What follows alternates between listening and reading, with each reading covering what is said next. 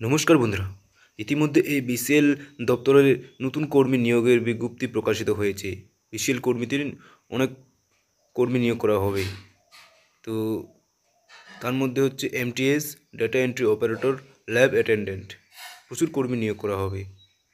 আপনারা যারা কম্পিটিটিভ এক্সামের জন্য প্রস্তুতি নিচ্ছেন, তোমাদের জন্য খুশির খবর। সকল চাকরি প্রার্থীর জন্য রয়েছে খুশির খবর। বিসিএল এর পক্ষ থেকে নতুন করে data entry operator, lab attendant এবং এমটিএস বিভিন্ন পদে কর্মী নিয়োগের একটি বিজ্ঞপ্তি প্রকাশিত হয়েছে। ভারতীয় নাগরিক অর্থাৎ পশ্চিমবঙ্গে এর কোনো এলাকা থেকে, যে কোনো এলাকা থেকে চাকরি প্রার্থীরা এখানে আবেদন করতে পারবেন। তাই দেরি না করে তাড়াতাড়ি আবেদন করে ফেলুন। বিসিএলতে কীভাবে আবেদন করবেন? বিসিএলে কীভাবে আবেদন করবেন? আবেদন করার জন্য শিক্ষাগত যোগ্যতা, বয়স, বেতন, আবেদন পদ্ধতি কী রয়েছে, নিয়োগ প্রক্রিয়া সহ বিস্তারিত ও তথ্য এই ভিডিওর মাধ্যমে স্টেপ বাই স্টেপ আলোচনা করব। তো ভিডিওটি পুরো দেখতে থাকুন। আর আপনি যদি চ্যানেলে নতুন হয়ে থাকেন তো চ্যানেলকে অবশ্যই সাবস্ক্রাইব করে দেবেন। এখানে কী কী পদ রয়েছে সেটি দেখে নেওয়া যাক এক ঝলকে। এখানে নতুন করে এই MTS, data entry operator, lab attendant এর পদে নিয়োগ করা হয়।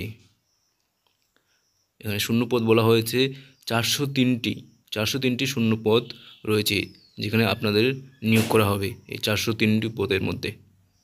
বয়স সীমা কী রাখা হয়েছে? বয়স সীমা চাকরি প্রার্থীদের এর আবেদন করার জন্য বয়স হতে হবে 18 থেকে 40 বছরের মধ্যে।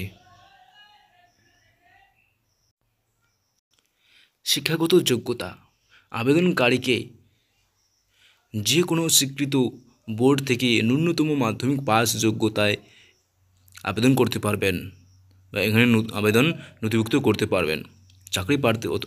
চাকরি প্রার্থীদের প্রতিটি পদের ক্ষেত্রে এখানে আলাদা আলাদা যোগ্যতা বিষয় উল্লেখ করা হয়েছে অফিসিয়াল নোটিশে। তো এই অফিসিয়াল নোটিশটি আমার এই ভিডিওর ডেসক্রিপশন থেকে ডাউনলোড করে দেখে নিতে পারেন। এখানে আবেদন পদ্ধতি কী রয়েছে সেটা একবার দেখে নিন। আবেদন পদ্ধতি কী রয়েছে দেখানো যাক। আবেদন পদ্ধতি সম্পূর্ণ ও আবেদন করতে হবে অনলাইনের মাধ্যমে। আবেদন করার জন্য চাকরি প্রার্থীদের অফিসিয়াল ওয়েবসাইটে ভিজিট করতে হবে। ভিজিট করে রেজিস্ট্রেশন সম্পূর্ণ করে অনলাইনে এর মাধ্যমে বাকি সম্পূর্ণ ফর্ম ফিল আপ করে প্রয়োজনীয় ডকুমেন্টস স্ক্যান করে আপলোড করে নিতে হবে। আবেদন করার পূর্বে পুনরায় ফর্মটি একবার যাচাই করে সাবমিট করে নেবেন, তারপরে সাবমিট করবেন। লাস্ট ডেট দেখে নেওয়া যাক। আবেদন করার শেষ তারিখ কী আছে? তো আগামী 12 জুন 2024 তারিখ পর্যন্ত চাকরি প্রার্থীরা বিভিন্ন পদে আবেদন নথিভুক্ত করতে পারবেন অনলাইনের মাধ্যমে। ভিডিওটি দেখার জন্য অনেক অনেক ধন্যবাদ বন্ধুরা।